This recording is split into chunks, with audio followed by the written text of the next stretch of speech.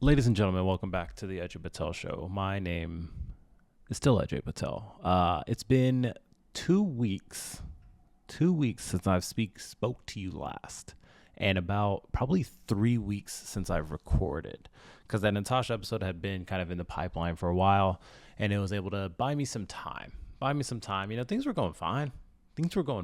And then last week when it was actually time to be like, okay, it's time to record another episode.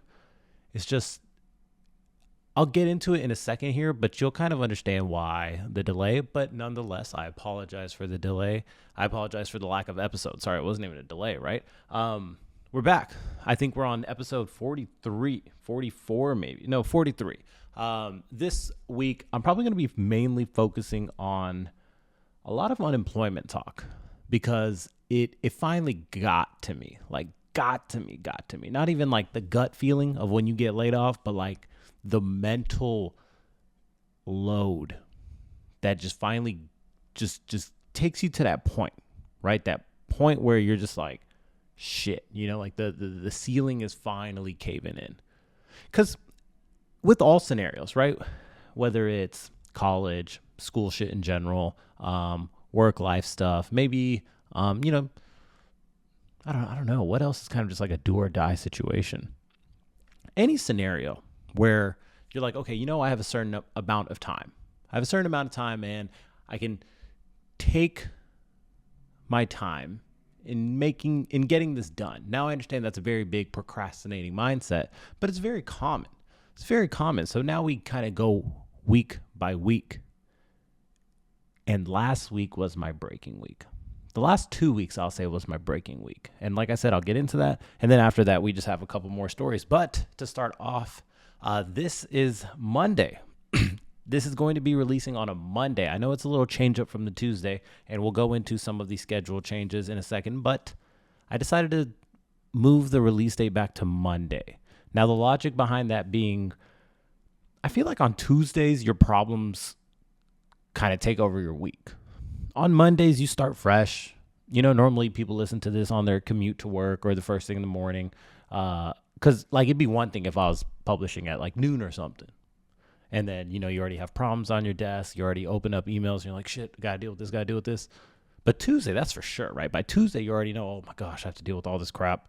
So for now, we're going to be moving this to a Monday. And today is Isha's birthday. So for those that do know her, don't forget to wish her a happy birthday. I wore my special post-engagement shirt. I thought I'd just bring it out one more time because when else am I going to wear this? If you don't know her, don't worry about it and just keep listening to the episode. So let's start off with the job stuff. I'm going to try to keep this a little high level. I won't get into too many details, and I'll probably make a separate YouTube video kind of fully looking at how I navigated unemployment. But I want to kind of take y'all through some of the small things and big things that kind of led to me blowing up. Just literally feeling like, what the hell?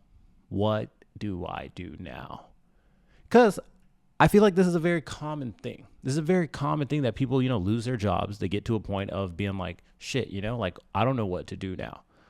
Now, whether that results to different vices, right? Whether you start taking up a drug, whether you start drinking, maybe you start gambling. I don't know what you do from there.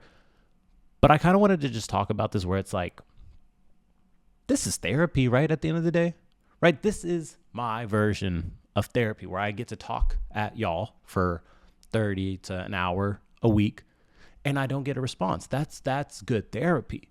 Now, I understand every girl you met in college was probably like, I feel like we all need therapy. And it's like, okay, not really. You don't need it. I'm sure it'll help, but you don't need it. This right here is therapy. Where you just have someone else going through some shit that either you aren't going through. So then you kind of look on your life and you're like, oh, you know what? It's not too bad. Sure, I had to fill out 30 Excel documents last week, but at least I got paid for it. So at least you have that. You can look at someone else going through a worse scenario, or maybe you're going through the same scenario. And misery loves company. How awesome would therapy be if you went in there and the therapist was going through the same shit you were? That's a bromance where you just get to shit on life with someone else. So like I said, let's start with a quick recap of me first kind of getting unemployed. I had moved to LA about 2 years ago and I was working fully remote. The company wasn't doing the hottest, and maybe I wasn't doing the hottest. I won't say that out loud. I get unemployed at the start of June. So May 31st was the date. June kind of starts this 12-week period. Now, I say 12-week period because that's the severance amount I got. I got 3 months for being at a company for 4 years. So you kind of look at this timeline of like, okay, you know what? I just need to make sure I get a job within those 12 weeks. If I can do that, then I'll be happy, right? Because essentially it's like, okay, you basically gave me 12 weeks to go find another job. You fired me, gave me the severance amount, or sorry, what is it? Yeah, it's just this lump sum amount. And then you want to go find another job. Maybe you're getting unemployment at the same time. You probably got to cut back on some stuff. And if you can get a job sooner than later, then it's like, oh, awesome. Let's go, take a little trip. Let's go do this. Let's go do that. So the first month, you're kind of just feeling it out, right? It kind of sucks. People are, being like, oh my gosh, that sucks. Like, oh, you should reach out to this person. I have this role. I can refer you to my company if I do this. And you're still kind of just like exploring everything. You're like a child at this point. You're getting the resume together. That part kind of sucks because you're coming up with all these bullshit bullet points. Oh, I did this to lead to site conversion to be, I made the company $1 million. The bullet points are these just random stories. I understand people have some good ones, but at the end of the day, it doesn't really capture what you actually did for a company. So that part, you're still trying to play around with it. You're trying to get this resume so then you can kind of just mass apply, right? You can wake up, you can apply to jobs on LinkedIn, ZipRecruiter, whatever it is. You can kind of just send it out. Then the second month comes around, right? So about 4 weeks into this period. Now, obviously, yes, there's kind of some room for weeks here and there depending on how much vigor you're approaching the situation with. But for me, it was about 4 weeks in. 4 weeks in, and I'm in a good routine now. I'm in a good routine now. Now, it's one thing to not have a job. And I was making some money from, gigs here and there, whether it was like this commercial or this podcast. You're making a little bit of money, but it's not enough, right? It's nowhere near enough. The amount of money that you were spending and living on before. So then what I did to kind of cope with that, like, shit, I'm not really feeling great about myself. I just became a gym head. Every single morning, I would go to the gym. Maybe I would walk a couple miles and then go to the gym or, vice versa. Try to get some type of activity in. And then I feel like when that happens, it naturally leads to eating better. So now you start seeing these changes in your body. You feel a little bit better. You have more energy. That dopamine's coming from you just looking at yourself. So then you start feeling better about yourself. And then, before I say and then, that little piece right there, right? That piece of working out, eating cleaner, and getting that workout done in the morning was so beneficial to me because let's say throughout the whole day, I applied a bunch of jobs. Maybe I get a couple rejection emails and no one replies back. At least, at that beginning of the day piece, I did something to make myself better, quote unquote, where, okay, you know what? I feel like I got a certain percentage better. I didn't just wake up, apply to a bunch of jobs, get denied by a bunch of jobs, even though that's a piece of it. And we're going to get into that in a second. But it's like, I got this little win in the day from just working out. So then we get into, we're still in that next 4 week period. Jobs start reaching out. Hey, we'd like to kind of put together a call. We want to hear your experiences. We want to see if you'd be interested in this position. And those are the first step. And it's not the hardest part to get through, because unless you're like completely missing certain things, right? If someone wants you to be a developer and you've never touched code in your life, then that's tough. Then that's like, okay, you know what? I'm not going to get through this first round. But I had six companies that, and don't get me wrong, this may not be the end. I don't know. Six companies that reached out. And keep in mind, I had been applying to jobs probably ranging from 10 a day to 30 a day. It's a full-time job. It's a full-time job applying to jobs.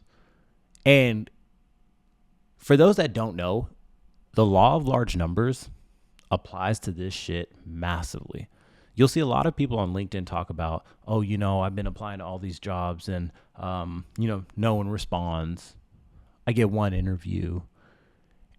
And the fix to that is only applying to more jobs. Either applying to more jobs or applying to that same set of jobs just a little bit differently. Things that helped me were things like applying to jobs that had been posted in the last 24 hours, applying to jobs that weren't remote, because every single remote job had 1 million Indian people, 1 million Indian data scientists and analysts trying to go for that same position, because more than likely they're in a different state. Maybe they're still in the hometown. Maybe they're still in the mother country and they want this job. So then they can get their visa, come on over, build a life, have a happy time. But you don't want to compete against them, right? You want to keep your competition pool relatively small. You're not that unique. You're not that unique. You went to a college, so did 1 million of these other people that all have also probably gotten laid off and are in the same market as you. So things like applying to jobs that had less than 100 applicants, been posted in the previous 24 hours, that kind of strategy helped me get into the initial door for 6 companies. Now, the first company I had the call with, I then moved on to the next round where you're talking to the hiring manager. I won't say any company names, so it's not like I'm bad mouthing them. Keep in mind, I still need a job, so I'm not trying to, they never responded. And it seemed like a decent fit, right? Like, sure, I'd have to commute an hour north in LA, but it seemed like, okay, yeah, I can do these, everything that you want me to do.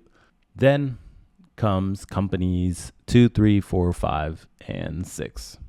Now, obviously, this is all not on the same day. Day by day, you'll maybe get an introductory call. Then you move on to the next round with one thing. Then, it's this cycle, right? You kind of just keep on refreshing your inbox. You keep on refreshing LinkedIn. And now there's plenty of things I would have done differently. And like I said, I'll put that in that full video that we'll put separately. But you kind of get this momentum. And you also feel a little paranoid, almost high anxiety. Like the amount of times that I would just open up my phone and I would just be refreshing my email was insane. Because you're like, did I get through that call? Did I, move on from this? Did I speak to that hiring manager and they approved of me? So then you go on to this next round. Now, on average, from what I've seen, it's about 4 rounds per company. You'll go through that initial screening with more than likely, some type of sourcer, recruiter. Maybe it's someone internal or external. Then you talk to the hiring manager, right? The person that would more than likely be your boss. Now, normally this is just one person, but it's varied here and there. Next, probably a technical thing or some type of like, I'm going to talk to these stakeholders, aka people that you're working with in the company. And then maybe that last technical round where it's like, hey, we actually want to see you do a case. We want to see you put some SQL together. Now, like I said, in these 4 weeks, in the second set of 4 weeks, July, in my case, things started going good. Things actually started going good. One, I looked amazing. I was going to the gym daily, eating good, and getting progress in the job market. In a job market that's been an absolute bloodbath. Now, here's my biggest mistake. I got too happy. And it almost felt like, and I'm giving y'all the real spill here, where it's like, I felt like I was bulletproof. I was like, you know what? I am going to get 6 offers. All of these companies that I'm talking to, I'm going to get an offer from all of them. That is quite literally where my head was at.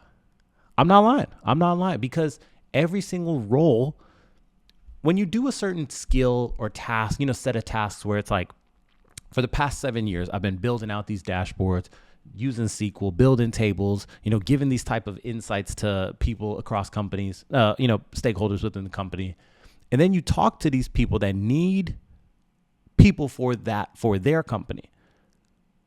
And then you're like, oh shit, I did just spend the last 7 years doing this. So obviously I have gotten pretty decent at this. I had gotten to, third, fourth rounds, all that stuff. And then I bought a PlayStation 5. My biggest mistake. Bought a PlayStation 5. I think Isha was out of town, and I was like, you know what? I want to play some Call of Duty. I want to play some Fortnite with my boys. I haven't done this in a while.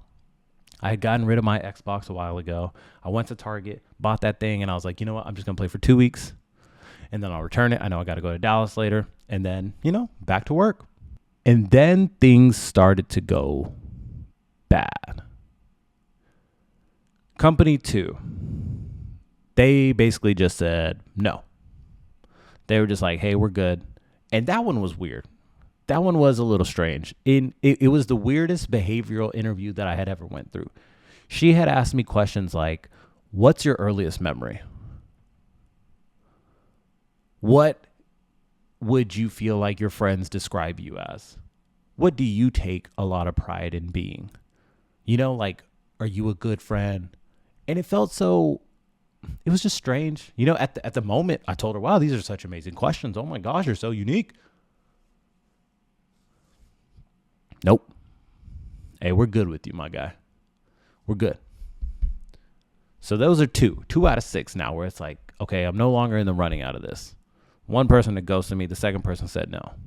Now company 3. Company 3, I get to the point where I'm doing it in person. And the mistake I feel like I made here was not wearing a tie to the final round. I wasn't, for all the calls that would be remote, I only wore a button-down shirt. And that may vary from being navy, even some, like the hunter green, a white button-down. Unless there was like a C in the person's title where it's like, oh, you're going to be interviewing with the CFO or something, then I'd wear the suit, no tie. Now I went in person for this interview and they're like, hey, you know what? You don't have to, be all dressed up. We're pretty casual. Just wear whatever's comfortable. So I wore the suit, button down shirt, no tie. Now I should have just wore a tie. I don't think it's the big difference maker, but it is something that's on my mind where it's like, shit, I should have done that. With that being said, you can kind of pick up on the clues where I'm going with this. They almost left me hanging for a little bit, right? They hadn't responded in a week. And then the week after, I reached out to the HR person. I was like, hey, when can I expect to hear back? They said, oh, end of the week. I said, all right, well, I guess I'll just wait. Now, hindsight, looking back at that, they more than likely, they probably went with another candidate. And if that person had said no, then they probably would have resorted to me. But it also could have just been like, maybe I was underqualified. Maybe I was overqualified. Maybe they didn't like me. Maybe I was doing too much. Now, the over dissecting is about to come in a little bit. We get into company 4. Company 4, I did all 4 rounds. And then the final round was a technical interview. Now, in this interview, the individual was asking me about Tableau. And he was like, do you know how to, build dashboards? And I was showing him some examples that I built out. Look at this, yada, yada.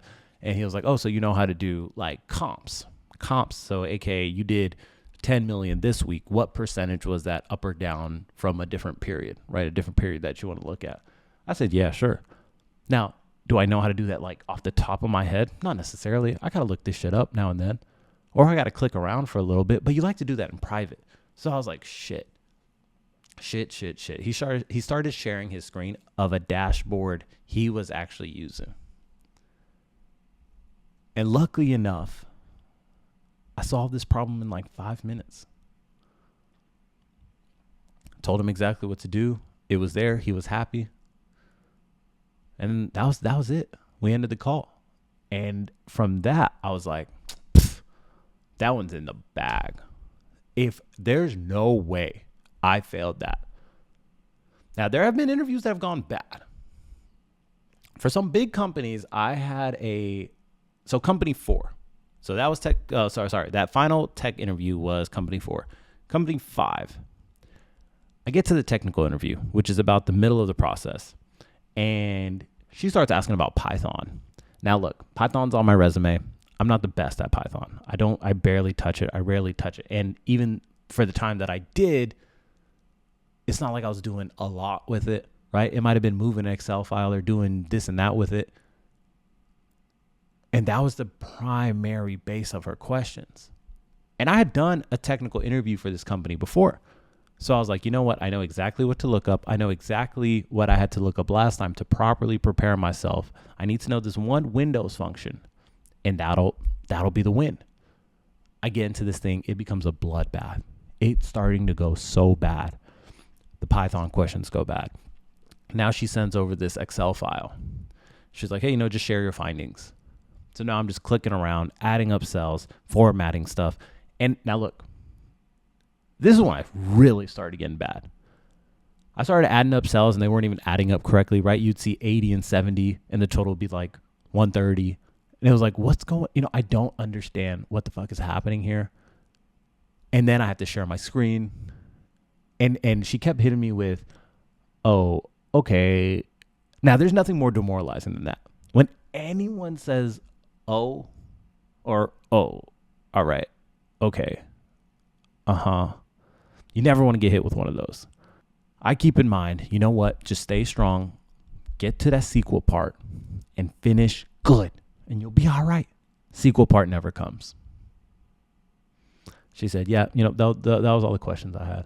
And I started laughing. I started just kind of like, oh my gosh, like I had just gotten beaten up on the street. And I had nothing to show for it. And I literally walked out of the room after the interview and I looked at Isha and I was like, that was rough. But the next day I advanced. So it's like, what is going on? I feel like I'm killing it in some areas and moving on and then not killing it in some areas. I feel like I'm killing it in some areas and not moving on and not killing it. What the fuck am I saying? I felt like is this what I sound like in interviews? Now I kind of get it. I felt like I was killing it in some areas and then I was not moving on. And then I felt like I was not killing it in some areas, but I was still moving forward. So now there's this terminology that's used in baseball, kind of sports in general, called the yips. The yips is basically when in baseball, if someone starts performing poorly, maybe they continue to strike out, maybe they have a series of bad games. The yips is the belief or the mindset of, oh shit, I'm shook. I cannot get out of this rut. And now every single time I go up to do this task that I used to be good at, that people count on me for doing at a certain rate or clip, I can no longer perform at. So that is almost what it felt like in this interview world. Because the company that I had went in person and didn't wear a tie, they had effectively already said no. So I was still holding on, right? I was still holding on for dear life to some extent, where it's like, you know what, things are going to be all right. And during this period, you kind of slow down on applying to jobs. It goes from maybe 10 a day or maybe like 20 a day to like 8 to 12. So you're not really hearing back from a lot of those, right? You got to be shooting at a much higher clip to begin some responses back. But you're like, hey, you know what? I'm in the funnel for, these 6 or 4 companies. I should be all right. I should get at least one of them out of them. So now we get into about week 4 of July. So now in the grand scheme, it's week 8. Isha gets a surgery similar to like a wisdom teeth removal kind of thing. And I'm in the doctor's office and I'm waiting and I go to the back because, post-op, you just come out of anesthesia and they want you to kind of just wait a second there. And then they want to kind of give the person that's your caretaker the initial instructions for the first 24 hours. Hey, you need to apply this ointment. You need to ice 3 times a day. You need to make sure you're taking these pills. If you have any pain, you need to take this. Keep your diet to X, Y, and Z. They tell you all this stuff.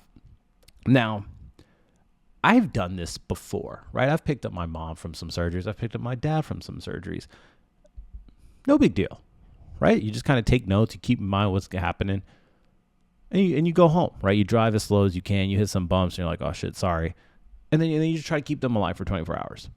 So I go to this post-op room and the lady's explaining all this stuff and she starts putting on the ointment and, she's putting on these ice cubes and whatnot. And I start feeling this feeling in almost like my chest, but it didn't feel anything like a, oh my gosh, am I having a heart attack? It was like oh, I'm feeling this kind of shortness of breath. You're just kind of panting a little bit. And then it kind of moved to my stomach where it's like, do I need to puke? And then I hunched over where I'm just like, do not black out. Don't you dare fucking black out. That is going to be the most embarrassing thing that can happen. And I was like, you know what? You need to just get out of this situation. Go wait go sit in the waiting room for a little bit and then come back. She's still explaining all this stuff. And I said, excuse me. And I tried to turn to go to the waiting room. And I made it maybe 3 steps. Collapse. Now, I'm a pretty large individual. I don't fall often. It's a long way down. It's quite painful. And also, who's going to pick me up? I blacked out. I completely just vanished for a millisecond, probably a full second. And I hit the ground. I think I probably knocked over like the water cooler or something. And I just immediately hit the ground. And I don't think I hit my head or anything, but it could have been dangerous, right? It could have been really bad where, let's say I clipped myself off the, side of the door or, a corner. And the nurse comes over and she's like, hey, you know what, like, this happens half the time. It's okay. It's like, blood sugar, it's some nervousness, like some nerves. You like come sit down, have this apple juice, yada, yada. And I'm sitting there embarrassed, right? Because it's like, I'm supposed to be taking care of this person. I'm not supposed to be getting taken care of right now. And then as I was kind of thinking about it, I was like, actually, no. Sorry. We're going to dive into like me reflecting on it in a second. They take care of me for a little bit. And I just got this like, you still have these knots in your stomach. But you're like, you know what? I need to get this person home. I need to get them in bed. And you just need to make it 4 hours at a time. 4 hours at a time and they'll be good. Just need to get them to their follow-up appointment and it'll be okay. We get home and I put Isha in bed. And, she's still pretty high off of the, the anesthesia. They try to give you some Vicodin, Advil, or Tylenol. And, you're supposed to just kind of sleep. You're supposed to just sleep, wake up, have a little food, take the pain meds again, do some treatments, go back to sleep. She's able to sleep for like 1 or 2 hours. She wakes up and I was like, here's your phone. Obviously, I know you want to scroll around. You can't really talk much. I don't want to kind of be barking your ear off. I'm not in a great place right now because I just fainted in that doctor's office. 4 missed calls from HR. Yep. She got laid off too. Just like that. Now imagine being high off of anesthesia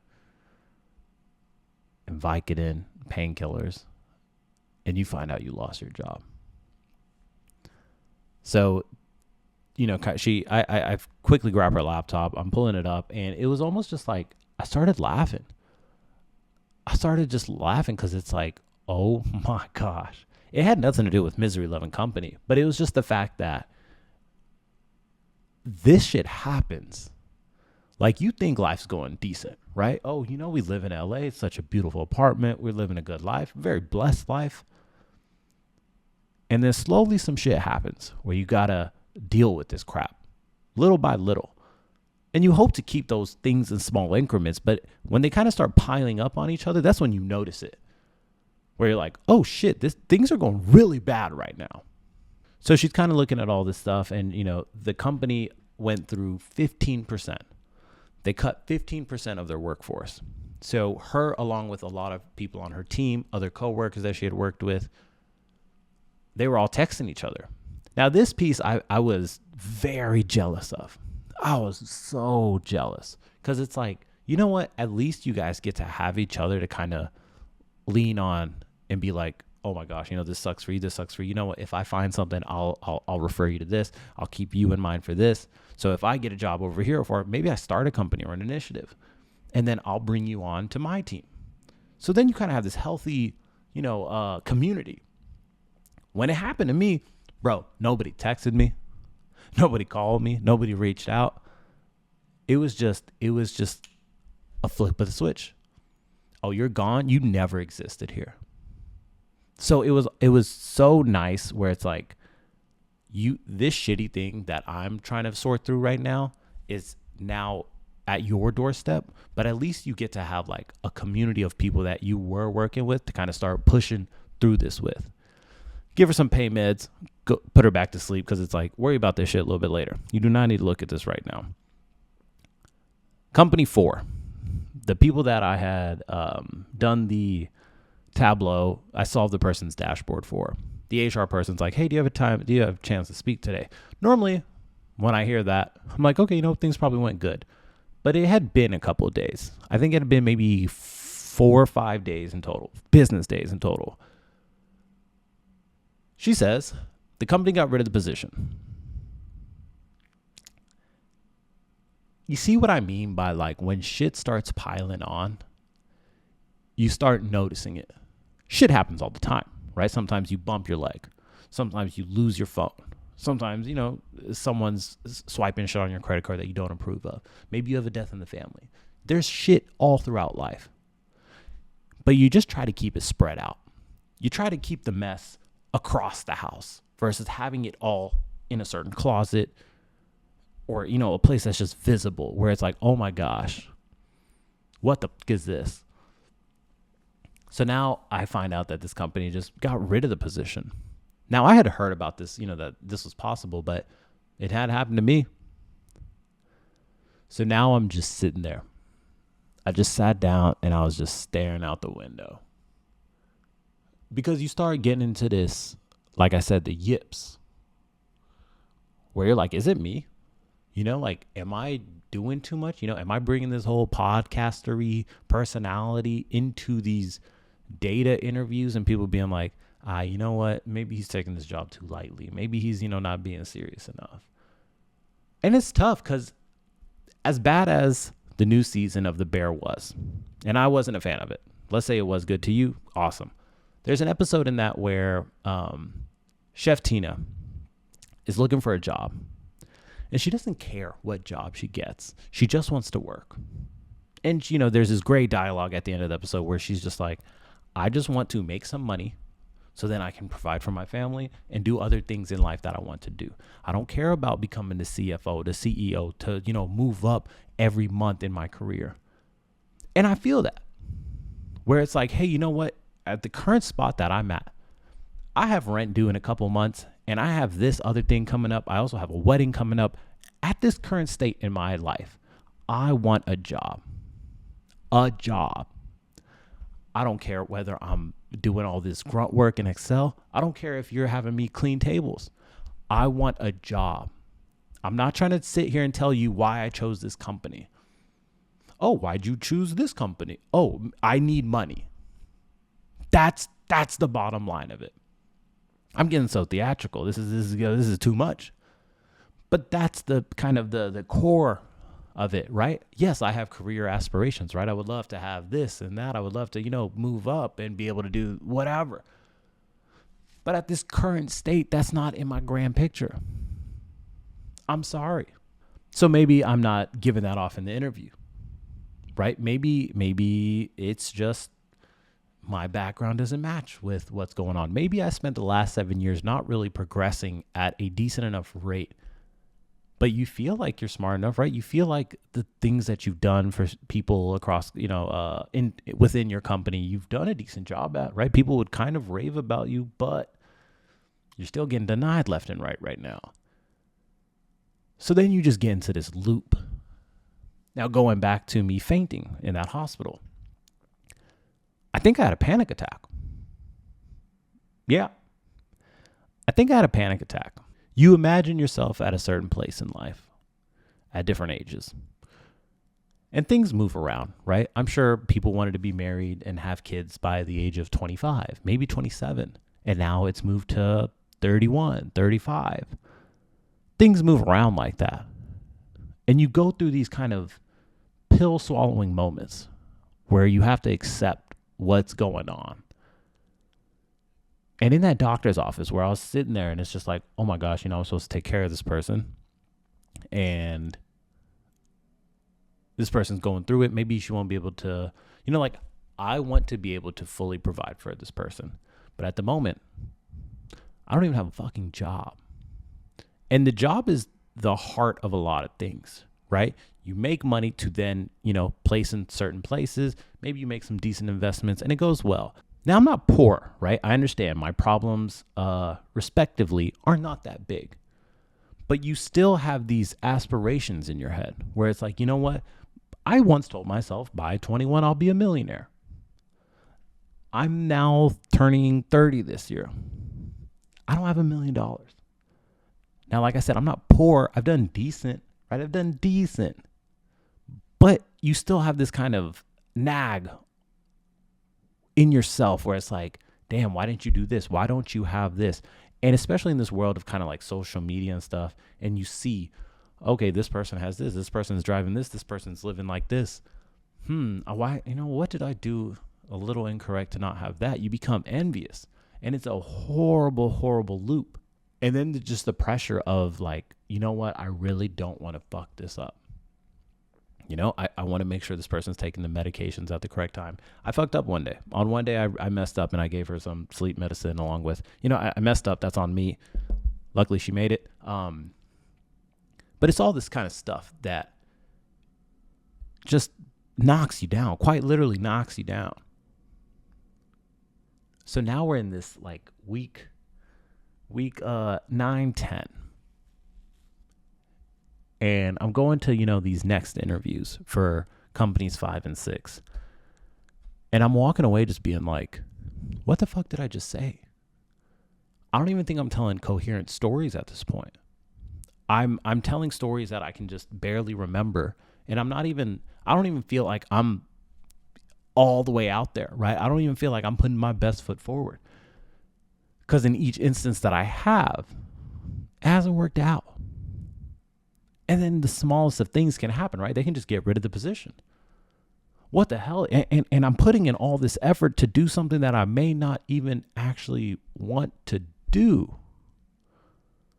So then you go into this, self-reflecting. Maybe I should be a full-time podcaster. Maybe I should just make YouTube content 100% of the time. I wake up, think of ideas. I do that. You start watching videos. Oh, if that person could do it, I think I could do it. Now, the issue with that is you sat in VIP for a little too long. You had a paycheck for a little too long. You live in a high rise and things have gotten a little too good. It's easy to kind of grind from the bottom.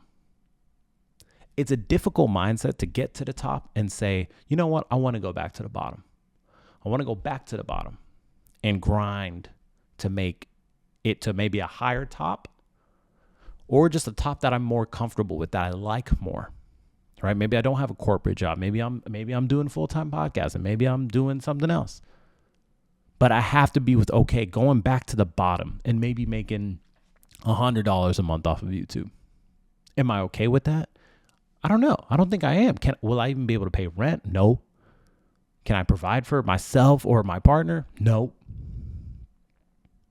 So at this current state of life, I can't leave VIP. I want table service every single time. I want to have this convenience in life, right? I want to be able to take certain trips. Your life has become something else. Now I understand, you're supposed to make sacrifices. You're supposed to be, eating peanut butter and jellies. You're supposed to be living 4 people to an apartment. That's very easy to say when you're 22 to 24 or, younger. But the grind is different at this age. You need a paycheck.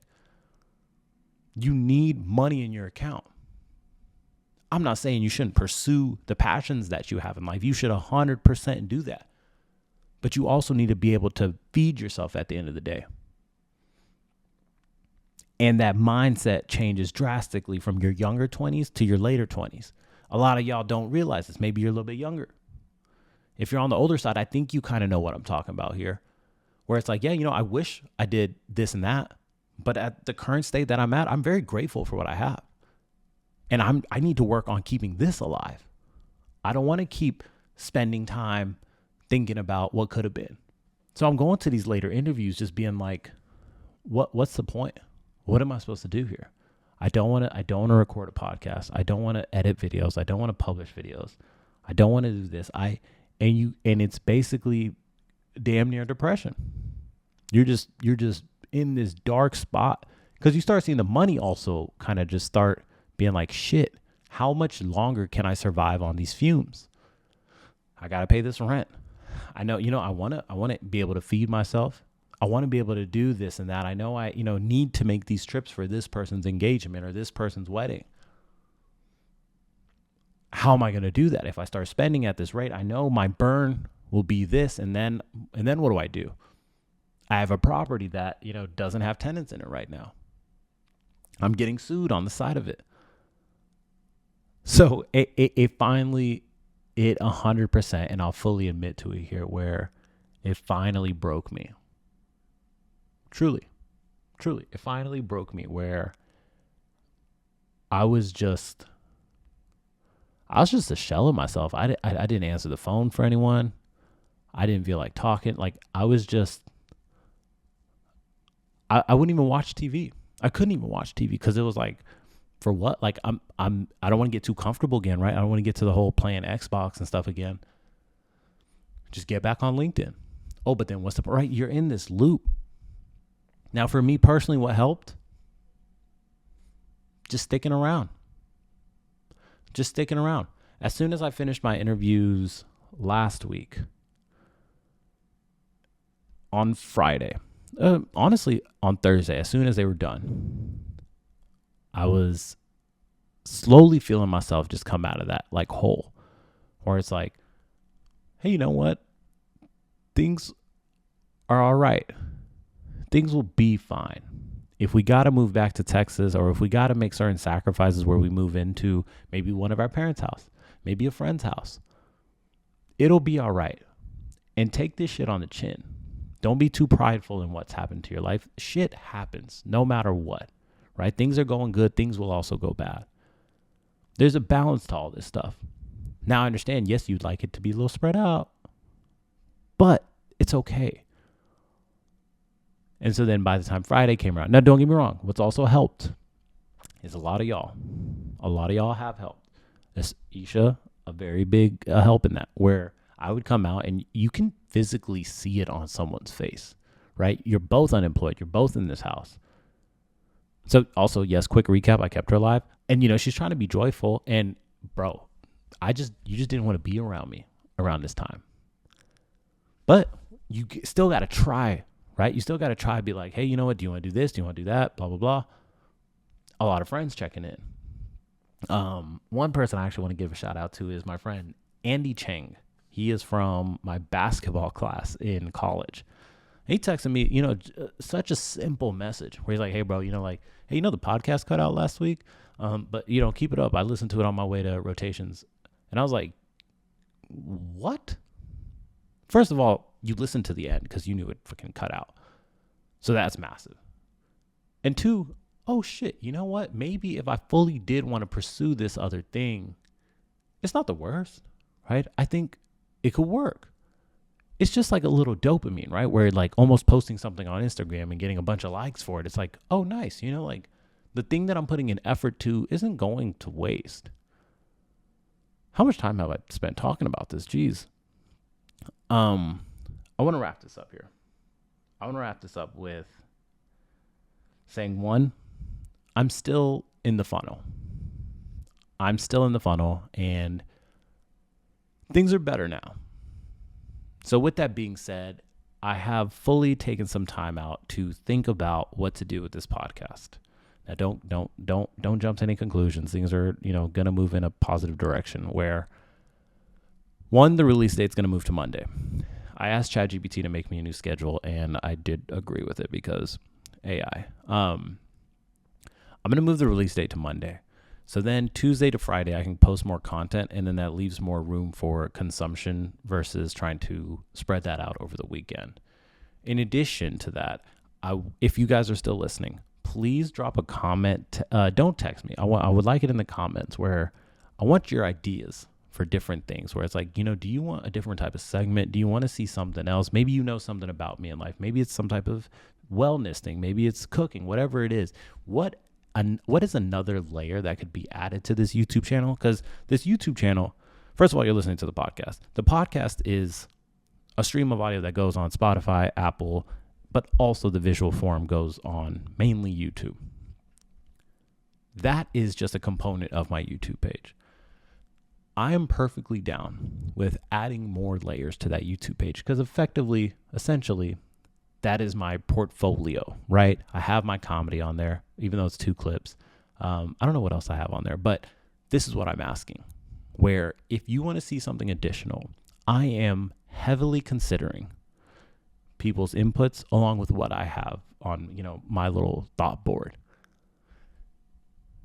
So reiterating, release day Monday, probably more types of content to come out. And if you are in some type of similar scenario, whether it's jobs, relationships, whatever it is, and you're feeling like, oh my gosh, I don't think I'm going to get out of this. You might not, but that's okay. I spent 50 minutes talking about that, bro. So I'm going to do a rapid fire of other stories that I wanted to talk about. And then I'm just going to call this episode 43 on that note. Quick thing. Kamala Harris chooses her vice president. I don't know who the hell that dude is. It's not that attractive. I think this has been and continues to be one of the weirdest political races we've had. No one's doing political appearances. I was all for Kamala, but now I think the steam is kind of leveling off where it's like, ooh, awesome. Now where is it at? I don't think she can talk. I don't think she speaks in public. I don't think she knows how to. And there's obviously, the internet's the worst place in the world. They've been clipping this shit up. Obviously, they did it to Biden. They do it to Trump. But it's rough where, like, if people have this assumption of you, go outside and prove them wrong. And maybe if they are wrong, just try. Just try. The VP, whatever Walls his name is, cool. I think hopefully he can do the public speaking side of things so Kamala can just be the figurehead that she needs to be. If I were to put money down right now, I might put it down on Trump for November, the way things are kind of trending back to normal, but we'll see. USA men's basketball. They won gold. Now, this was a spectacular sight to see. Just watching those 3 old heads that we kind of watched get bounced out of the playoffs immediately, Steph Curry, LeBron, and Kevin Durant, put on a show and remind us why they are still some of the top tier talents of our lifetime, right? Of my decade. Those are the prime people.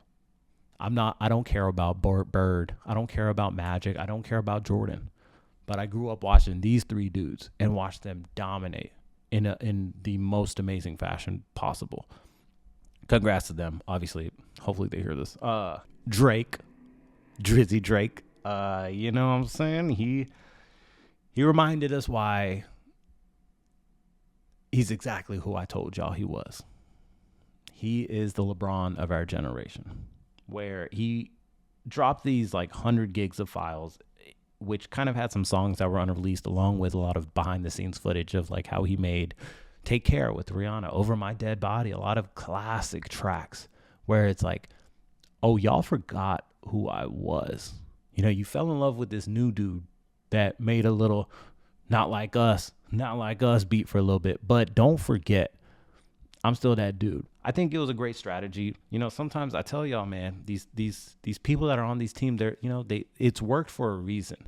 I have still yet to go through all that shit because, still trying to find a job.